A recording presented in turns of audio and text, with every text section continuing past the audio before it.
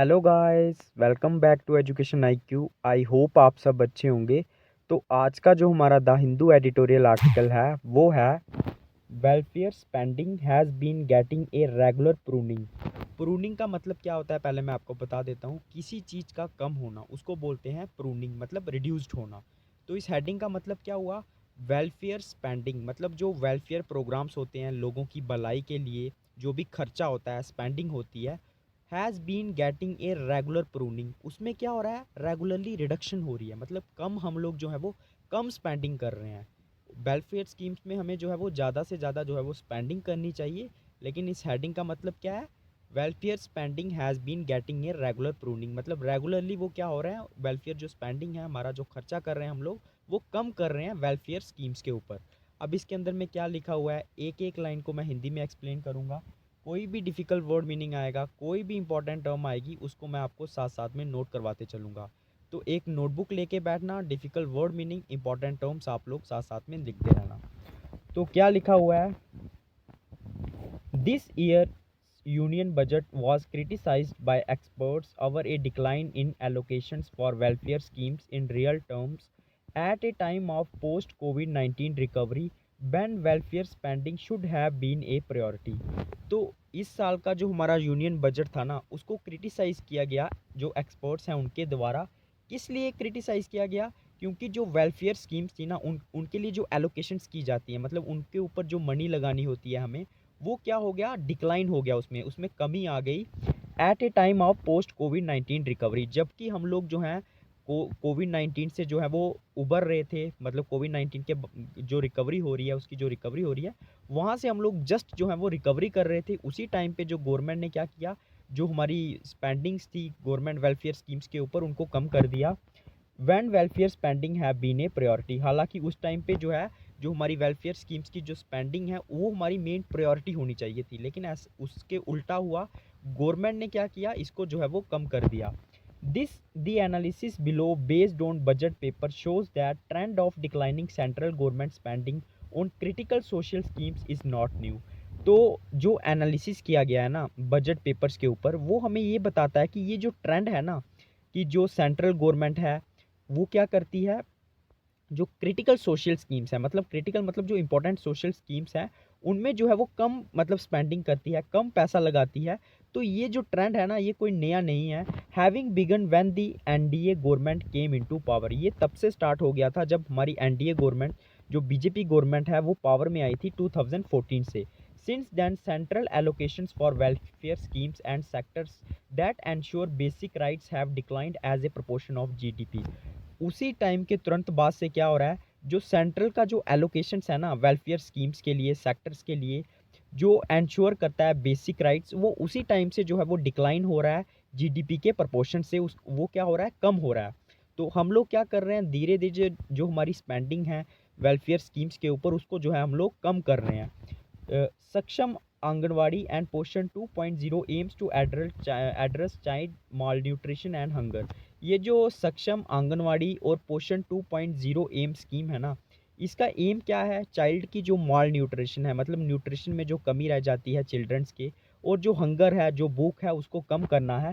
From 2021-22 the Anganwadi programs was merged with, Anganwadi programs मतलब ICDS जो programs हैं वो मर्ज किए जाएंगे किसके साथ, Poshan Abhiyan and a nutrition scheme for adolescent girls.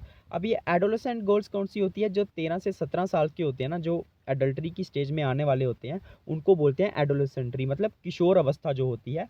तो ये जो स्कीम्स थी उन गर्ल्स के लिए थी। Even with more components, its allocation went down from 0.13% of GDP 14-15 to 0.07% in 13-14, almost half of what it was. तो ये जो एलोकेशन है ना, ये धीरे धीरे जो है वो ड्रॉप हो रहा है, 0.13% से 0.07% में आ गया 2023-24 में, लगभग आधा हो गया, जितना पहले था उसके आधा हो गया। उसके बाद क्या है, according to National Family Welfare Survey NFHS, ये जो डेटा है, the percentage of anaemia, underweight and stunted children. Anaemia मतलब जिन लोगों को, जिन बच्चों को खून की कमी है, अंडरवेट तो आपको पता ही है, जिनका वजन कम है, और स्टंटेड जो हाइट में छोटे हैं, वो कितना है, 67%। जो कौन से हैं जिनको खून की कमी है, 32% वो हैं जो अंडरवेट हैं और 36% जो हैं वो शॉर्ट हाइट के हैं, which is among worst in the world. ये पूरे वर्ल्ड की अब अगर हम लोग बात करें ना सबसे वर्स्ट कंडीशन है। Yet fund meant to address malnutrition और बींग स्लैश्ड विद अबंडेंट। लेकिन फिर भी जो हमें फंड देने चाहिए मॉल न्यूट्रिशन को हमें टैकल करने के लिए, उसको सॉल्व करने के लिए, वो क्या हो रहे हैं, स्लैश्ड हो रहे हैं, मतलब कम हो रहे हैं बहुत तेज़ी से। विद अबंडेंट, अबंडेंट का मतलब होता है बहुत, मतलब ज़ोरों शोरों से कोई चीज़ होना, तो ये बहुत ज़ोरों शोरों से जो है वो कम हो रहे हैं। Another important nutrition scheme is the mid day meal. तो मिड डे मील स्कीम जो है वो काफ़ी, आपको पता है स्कूलों में बच्चों को जो है वो खाना खिलाया जाता है दोपहर को, तो वो है mid day meal scheme, covering almost 12 crore children, लगभग 12 करोड़ चिल्ड्रन को ये कवर करती है। Evidence show that the scheme has led to an improvement in class attendance, learning as well as nutritional outcomes and reduce stunting in children. तो हमें evidence जो है, मतलब हमें कुछ जो सबूत हैं वो बताते हैं, या फिर कुछ पेपर्स हमें बताते हैं कि इस स्कीम से क्या हुआ है, जो क्लास अटेंडेंस है ना बच्चों की वो भी बढ़ी है, और लर्निंग भी बढ़ी है बच्चों की, और न्यूट्रिशन आउटकम है, जो हमारे रिजल्ट आ रहे हैं ना न्यूट्रिशन के, वो भी इम्प्रूव हुए हैं। और जो स्टंटिंग की प्रॉब्लम है ना चिल्ड्रन में, मतलब छोटे हाइट के रह जाते हैं चिल्ड्रन, वो भी क्या हुई है, कम हुई है। However the budget allocation for MDM, MDM क्या है, mid day meal, decreased by 50%। लेकिन ये भी, मतलब इसको भी, इसके ऊपर भी जो स्पेंडिंग की जाती है ना मिड डे मील के ऊपर, ये भी डिक्रीज हुई है लगभग 50% तक, फ्रॉम 0.08% टू 0.04% तक कम हुई है 23-24 में। In 2021 the ministry of finance rejected a breakfast at school plan citing funds constraint, a plan that has shown promising result in Tamil Nadu within a year. 2021 में जो हमारी मिनिस्ट्री ऑफ फाइनेंस है उसने reject किया था किसको, ब्रेकफास्ट एट स्कूल प्लान, मतलब जो ब्रेकफास्ट दिया जाता था बच्चों को, एक प्लान बनाया हुआ था, इसको गवर्नमेंट ने रिजेक्ट किया था। साइटिंग फंड्स कॉन्स्टेंट, कॉन्स्टेंट का मतलब होता है किसी चीज़ को रोकना, फंड्स की जो है कमी की वजह से इसको जो है वो रोक दिया गया था। A plan that has shown promising results in Tamil Nadu within year.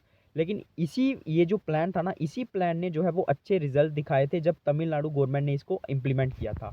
Lastly the PM मातृ वंदयान योजना, इसको बोलते हैं PMMVY, प्रोवाइड्स मैटरनी बेनिफिट्स। मैटरनी मतलब जब कोई औरत प्रेग्नेंट होती है तो उसको बेनिफिट जो दिए जाते हैं, as a conditional cash transfer of 5,000 to women in the unorganise sector. लगभग 5,000 तक जो है वो वुमेन्स को दिए जाते हैं।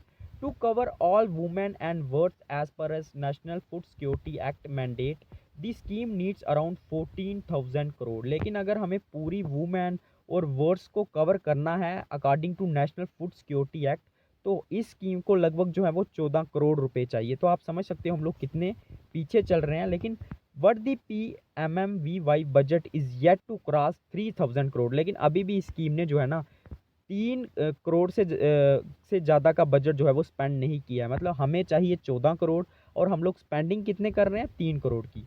Working class distress versions. अब क्या है वर्किंग क्लास डिस्ट्रेस वर्सन का मतलब क्या है, जो वर्किंग क्लास है ना, जो काम करने वाला वर्ग है, उनका जो डिस्ट्रेस है, मतलब उनका जो स्ट्रेस है, जो परेशानियां ना, वो और भी ज़्यादा जो है वो वर्स होती जा रही है, मतलब ख़राब होती जा रही हैं। The Mahatma Gandhi national rural employment guarantee act, MG NREGA and NFCA food subsidy have also declined as a share of GDP since 2014। जो MG नरेगा के थ्रू पैसा दिया जाता था, या फिर जो NFSA के through, national Food Security act के थ्रू जो पैसा दिया जाता था, सब्सिडी दी जाती थी, फूड सब्सिडी, वो भी कम हो गई है 2014 से। MG NREGA guarantees 100 days of employment to every household, rural household, whereas NFSA provide subsidies. जो MG नरेगा स्कीम है ना, वो आपको पता है 100 days ऑफ एम्प्लॉयमेंट प्रोवाइड करती है जितने भी जो रूरल हाउस होल्ड है उनको। और जो नेशनल फूड सिक्योरिटी एक्ट है ना, वो सब्सिडीज प्रोवाइड करता है किसके ऊपर, ग्रेन्स के ऊपर, मतलब जो हम लोग अनाज वगैरह खाते हैं उसके ऊपर। कितने लोगों को, ओवर 80 करोड़ लोगों को।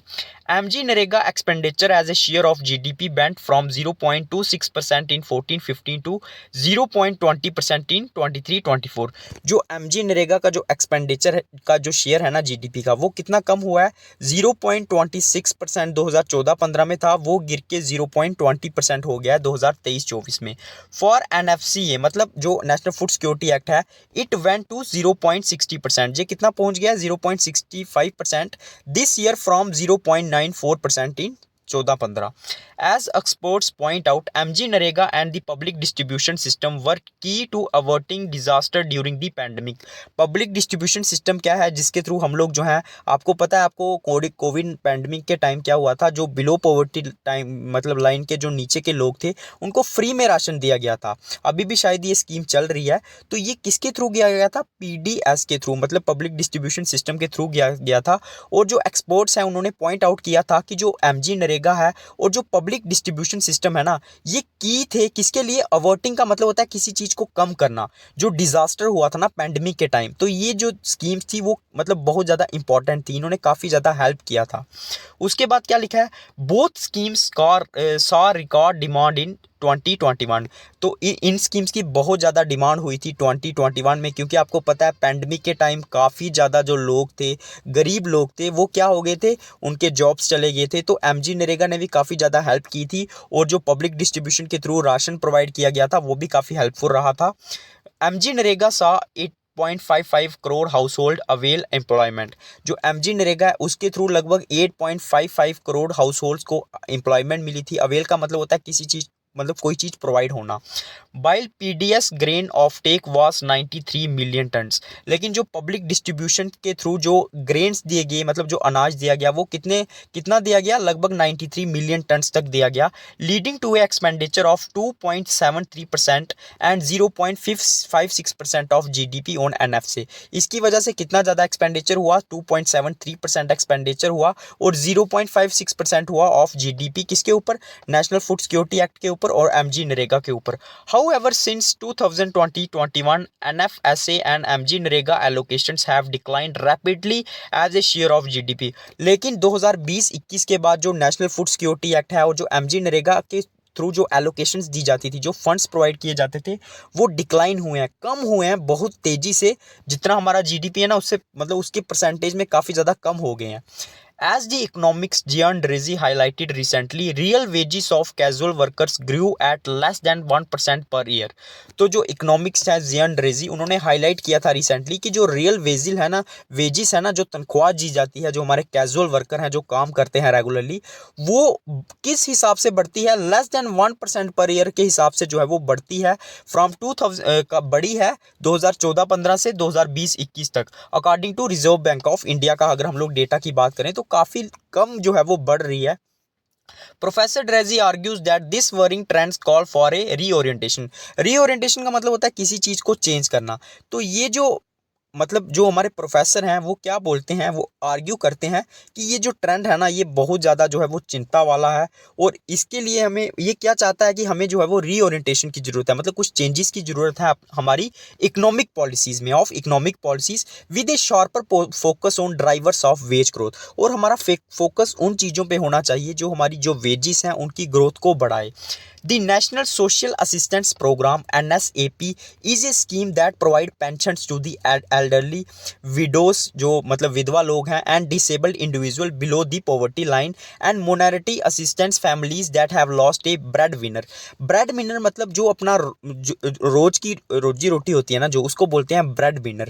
तो क्या है जो नेशनल सोशल असिस्टेंस प्रोग्राम है ना, एनएसएपी, ये एक ऐसी स्कीम है जो पेंशन प्रोवाइड करती है बूढ़े लोगों को, विधवाओं को, और जो डिसेबल इंडिविजुअल हैं, जो पॉवर्टी लाइन से गरीबी रेखा के नीचे हैं, और पैसों की मदद करती है। मॉनेटरी मतलब पैसों के रिलेटेड, असिस्टेंस मतलब जो हेल्प प्रोवाइड करती है उन फैमिलीज को जिन्होंने अपना ब्रेड विनर को लॉस कर दिया है, मतलब उनकी जो रोज की रोजी रोटी थी ना, उसको जो है वो कम कर दिया है। ठीक है, उसके बाद क्या लिखा हुआ है? As a share of GDP, its allocations went down from 0.06% in 14-15 to 0.03% in 23-24। तो अगर हम लोग जीडीपी की बात करें ना, तो इसकी जो एलोकेशंस है ना वो गिर गई हैं 0.06% से लेके 0.03% तक। तो हर चीज़ में जो है ना वो धीरे धीरे जो है वो कटौती हो रही है। उसके बाद क्या लिखा हुआ है? The share steadily declined over this period except for 2020-21 when it was 0.21% with COVID relief in cash included in NSFA। तो ये जो शेयर है ना वो क्या हुआ है? This share steadily declined, ये डिक्लाइन हुआ है अगर हम लोग 2020-21 की बात करें, जब उस टाइम पे ये 0.21% था, कोविड के थ्रू हम लोग जो है वो रिलीफ प्रोवाइड कर रहे थे लोगों को कैश में। उसके बाद क्या है, दी NSAP, जो ये नेशनल किसके बारे में बात की, नेशनल सोशल असिस्टेंस प्रोग्राम है ना, cuts go against advice from 60 odd economics who have been urging the government for long to increase the paltry pensions amount of 200 per month for the elderly and 300 for widows। तो ये जो NSAP का जो cut हुआ है ना, इसमें जो कटौती की गई है, ये मतलब अगेंस्ट की गई है। लगभग 60 और जो इकोनॉमिक्स थे उन्होंने अर्ज किया था गवर्नमेंट को, जो है बोला था कि आप लोग जो है ना, ये जो पेंशन है ना, इनको क्या करो आप लोग 200 पर मंथ से, मतलब जो है वो जो चल रही है ना, इसको आप लोग जो है वो इंक्रीज कर दो। और विडोज के लिए भी, जो विधवाएं जो औरतें हैं उनके लिए भी इसको इंक्रीज कर दो। The pensions has not increase in since 2006। लेकिन फिर भी ये जो पेंशन है ना वो इंक्रीज नहीं हुई हैं लगभग 2006 से। As a share of GDP, central expenditure on school education has steadily decline from 0.37% in 14-15 to 0.23% in 2023-24। अगर हम लोग as a share of GDP की बात करें, तो ये जो सेंट्रल का जो एक्सपेंडिचर है ना, खर्चा है ना स्कूल एजुकेशन के ऊपर, ये भी डिक्लाइन हुआ है 0.37% से 2014-15 में था, 0.23% ये हो गया है 2023-24 में। तो बढ़ने के बजाय क्या हो रहा है, हर चीज़ जो है ना वो घट रही है। It is surprising to see no increase here even after the pandemic which had catastrophic effects including a surge in primary dropout rate because of over 70 weeks of school closures, double the global average।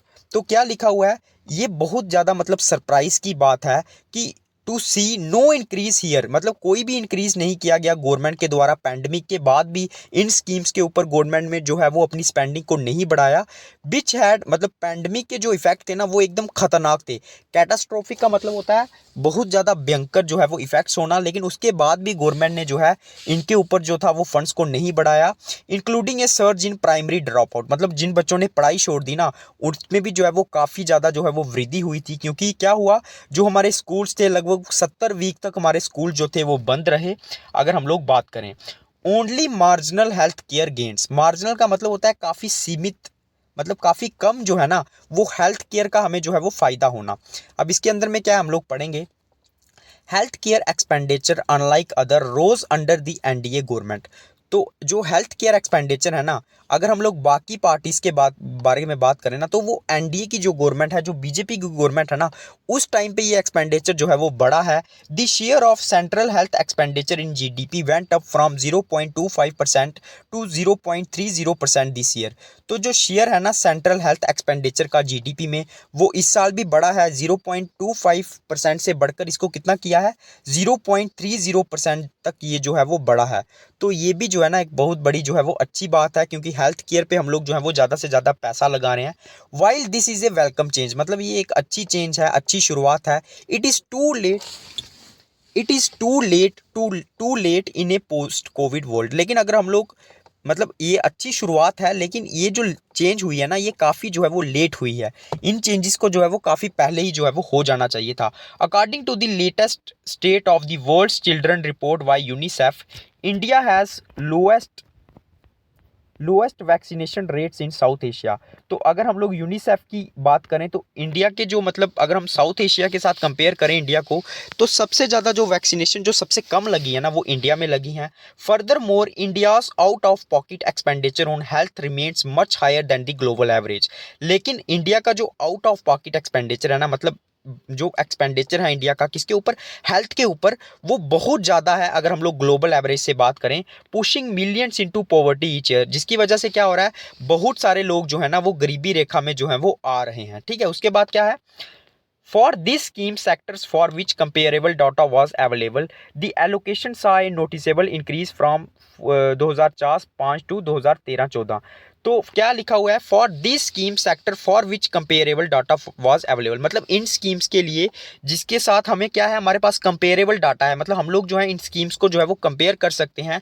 For which the allocation सा ए noticeable increase, लेकिन ये जो allocation है ना इनके, इसमें क्या हुआ है, बहुत ज़्यादा जो है वो इंक्रीज हुआ है। अगर हम लोग 4-5 से 2013-14 की बात करें, the share of GDP remain stable for MDM. तो जो मिड डे मील के लिए जो, मतलब जो शेयर है ना जीडीपी का वो सेम रहा है, मतलब स्टेबल रहा है, स्थिर रहा है। Food subsidy and health care triple for ICDS. ICDS की हम लोगों ने पीछे बात की थी, ठीक है। तो क्या हुआ है, आईसीडीएस के लिए क्या हो गया, ट्रिपल हो गया है। And increase by 45% for school education, और स्कूल एजुकेशन के लिए 45% तक बढ़ गया है, with a combined increase from 1.48% of GDP in 2004-5 to 1.8% in 14-15। But then it drop to 1.32% this year under the NDA government. लेकिन इस साल ये कितना है, कम हो गया है, 1.32% जो है वो कम हो गया है। तो एनडीए की गवर्नमेंट में जो है धीरे धीरे जो है वो चीज़ें जो है वो कम हो रही हैं। On the other hand the NDA government was relatively successful in delivering tangible acids. लेकिन अगर हम लोग टेंजिबल की एसिड्स की बात करें, टेंजिबल एसिड्स मतलब जिनको हम लोग देख सकते हैं, तो एनडीए गवर्नमेंट जो है ना इस चीज़ में जो है वो सक्सेसफुल रही है। टेंजिबल गुड्स के बारे में अगर हम लोग बात करें, ये पॉलिसी पैराडिम, पैराडिम का मतलब होता है किसी चीज़ की जो है वो मिसाल। Subramanyam et al 2021 referred to as the new welfareism for of the right. They show that considerable progress has been made in access to cooking fuel, electricity and financial inclusion of women with an accelerated pace of improvement in 2014-15। तो क्या हुआ है, तो ये जो new welfare scheme है ना, ये हमें बताती है कि बहुत ज़्यादा जो है वो प्रोग्रेस हुई है कुकिंग फ्यूल में, इलेक्ट्रिसिटी में, फाइनेंशियल इंक्लूजन में वुमेन्स का। और ये जो पेस है वो 2015 से जो है वो बढ़ रही है। The authors argue that there are rich electoral gains in the new welfarism as tangible goods and services are easy to deliver, monitor and attribute to the central government when compare to the traditional government services such as primary education and child nutrition. तो author ये बोलते हैं कि जो rich electoral gains है ना welfare schemes में, टंजिबल assets में, सर्विसेज में, वो क्या है, डिलीवर करना इजी है। अगर हम लोग कंपेयर करें जो ट्रेडिशनल गवर्नमेंट सर्विसेज है ना, जैसे प्राइमरी एजुकेशन है, चाइल्ड न्यूट्रिशन है, तो इनसे अगर हम लोग कंपेयर करें तो ये जो इलेक्टोरल गेन्स है ना ये जो है काफ़ी ज़्यादा इजी हैं, मतलब डिलीवर करना टेंजिबल गुड्स जो या फिर सर्विसेज हो गई। उसके बाद क्या है, stagnant HDI rank, human development index जो रैंक आती है ना, तो उसके बारे में हम लोग बात करें, it is only fair to expect that the country's GDP grows, its expenditure on welfare programs should grow proportionality, sorry. तो क्या लिखा हुआ है, it is only fair to expect, मतलब ये सही होगा ये एक्सपेक्ट करना कि जो हमारी जो जीडीपी ग्रोथ है ना उस और उसका जो एक्सपेंडिचर है ना वेलफेयर स्कीम्स के ऊपर, ये ग्रो होना चाहिए किसके हिसाब से, मतलब जितनी हमारी जीडीपी है उसी हिसाब से ये ग्रो होना चाहिए। In fact going by international experience the share of social expenditure in GDP should be rising over time in India.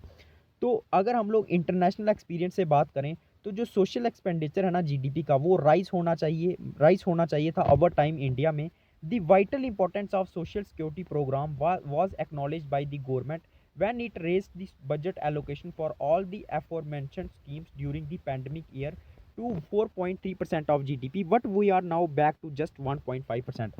मतलब कोविड-19 के टाइम जो है ना हमने सोशल सिक्योरिटी प्रोग्राम्स को काफ़ी इंपॉर्टेंट दी थी, हमने अपना जो बजट एलोकेशन था उसको बढ़ा दिया था। पैंडमिक के टाइम कितना बढ़ा दिया था, 4.3% ऑफ जीडीपी। लेकिन अगर हम लोग अभी की बात करें ना तो ये फिर दोबारा जो है वो कम हो गया, 1.5% तक पहुंच गया है।